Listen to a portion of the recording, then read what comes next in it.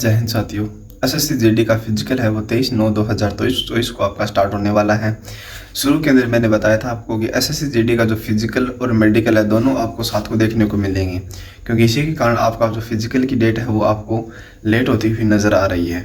इसलिए मैंने इसी वीडियो के अंदर कहा था कि आपका फिजिकल है वो और मेडिकल दोनों के दोनों आपको साथ ही होगा, और इसीलिए नोटिस आपको निकल के आ रहा है 23/9/2024 को आपका फिजिकल मेडिकल दोनों साथ होने की बात अब चल रही है। इसलिए इस नोटिस के अंदर हम आपको पढ़ के बता देता हूँ। इस नोटिस को मैंने हिंदी के अंदर ट्रांसलेट किया है, क्योंकि किसी भाई को इंग्लिश के अंदर पढ़ना नहीं आता होगा, और इंग्लिश के अंदर नोटिस मैंने लगा दिया, आप देख सकते हो, खुद पढ़ सकते हो, और हिंदी के अंदर मैं आपको पढ़ के वो सुना देता हूँ।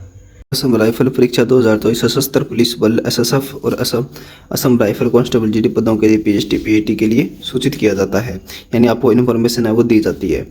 अब आप यहाँ पर देखो, पहली लाइन यह सूचित किया जाता है कि विभाग ने सेंट्रल अवार्ड में कांस्टेबल जीडी सीबीटी योग्य शॉर्ट लिस्टेड उम्मीदवारों के लिए प्रक्रिया यानी पीएचटी पीएटी दस्तावेज सत्यापन विस्तृत चिकित्सा परीक्षा और समीक्षा चिकित्सा परीक्षा निर्धारित करने का निर्णय किया है। यानी ये यहाँ पर पढ़ने वाली बात है कि आपको मेडिकल और फिजिकल दोनों के दोनों आपको साथ को है वो करवाए जाएंगे।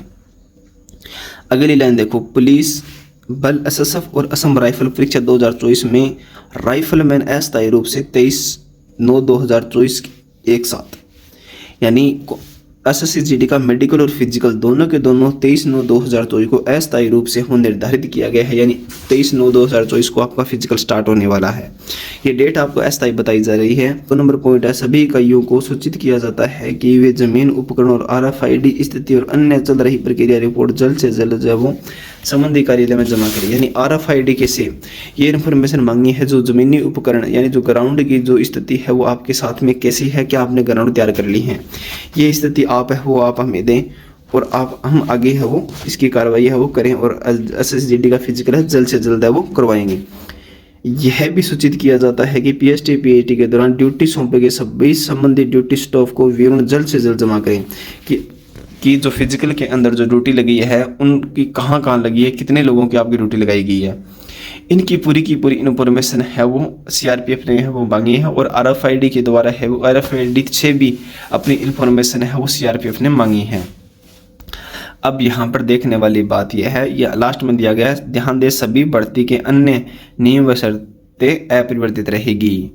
अब इस लास्ट से और शुरू के अंदर देखो, शुरू के अंदर यहाँ पर है वो इन्फॉर्मेशन दी गई है, कहीं भी आपको है वो मेडिकल का जिक्र नहीं किया गया। और आगे देखें, आगे आपको दी हुई है, आगे यहाँ पर है मेडिकल का जिक्र किया गया है यहाँ पर।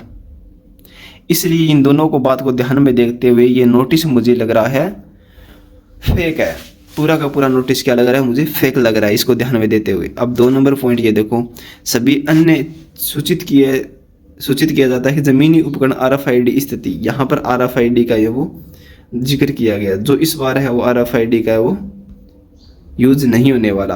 आगे जो 2025 के अंदर भर्ती होगी वहाँ पर आपका RFID है वो यूज होगा।